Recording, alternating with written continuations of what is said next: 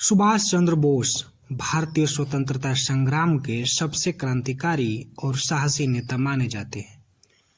वे महात्मा गांधी की अहिंसा से अलग रास्ता चुनकर भारत को आजादी दिलाने के लिए पूरी दुनिया में समर्थन की तलाश में निकले।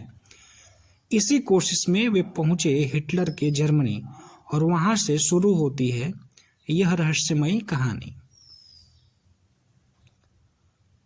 1941 में सुभाष चंद्र बोस अंग्रेजों की निगरानी से बचते हुए कोलकाता से पेशावर के रास्ते काबुल, फिर सोवियत रूस होते हुए जर्मनी पहुंचे। उस समय जर्मनी में नाजी शासन और हिटलर की तानाशाही चरम पर थी। उनका उद्देश्य साफ था, दुश्मन का दुश्मन मेरा दोस्त।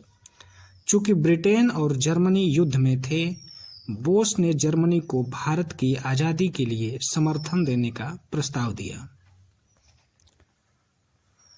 आगे सुभाष चंद्र बोस की मुलाकात हिटलर से होती है। मुलाकात की तारीख 29 मई 1942 बताई गई। स्थान बर्लिन में सुभाष चंद्र बोस की हिटलर से आधिकारिक मुलाकात हुई, जहां उन्होंने भारत की स्वतंत्रता के लिए जर्मनी से सैन्य सहायता मांगी। इस पर हिटलर ने अपनी प्रतिक्रिया देते हुए बताया कि हिटलर भारत की आजादी को लेकर उत्साहित नहीं था।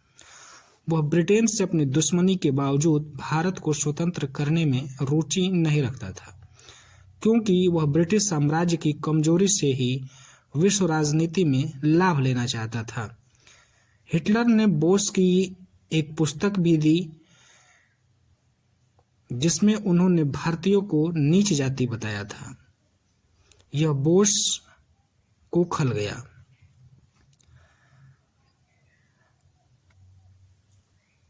बोस ने बर्लिन में फ्री इंडिया सेंटर की स्थापना की। उन्होंने आजाद हिंद रेडियो शुरू किया, जहां से वे अंग्रेजों के खिलाफ प्रचार करते थे।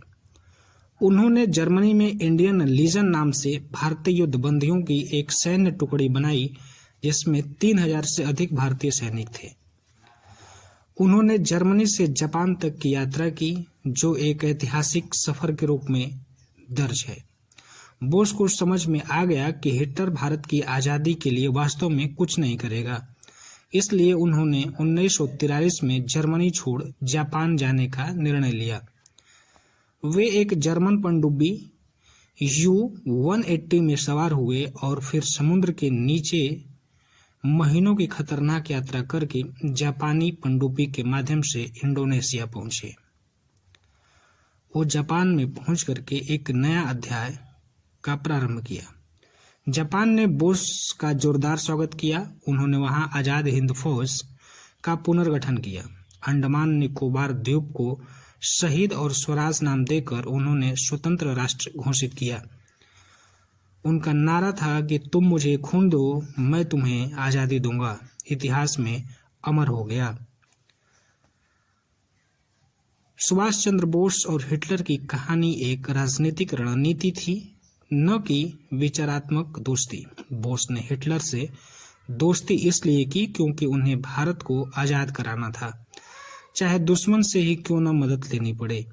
हिटलर ने बोस को ज्यादा समर्थन नहीं दिया, लेकिन बोस ने वहां से भी आजादी की आवाज बुलंद की। नेताजी ही एकमात्र भारतीय नेता थे जिनकी मुलाकात हिटलर और जापानी सम्राट दोनों से हुई थी। नेताजी के इस अंतर्राष्ट्रीय यात्रा को कूटनीति और क्रांति का चमत्कार माना जाता है।